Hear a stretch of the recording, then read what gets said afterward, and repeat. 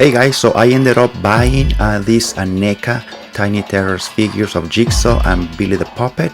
So let's get them out of the box. First and foremost, check out the backdrop that you get in the box.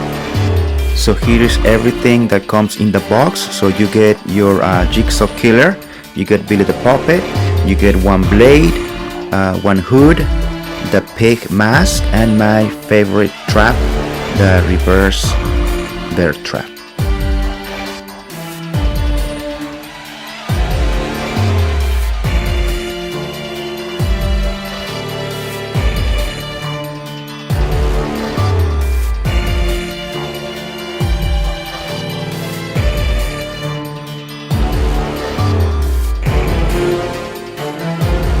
Lo and behold, Tiny Terrors by NECA.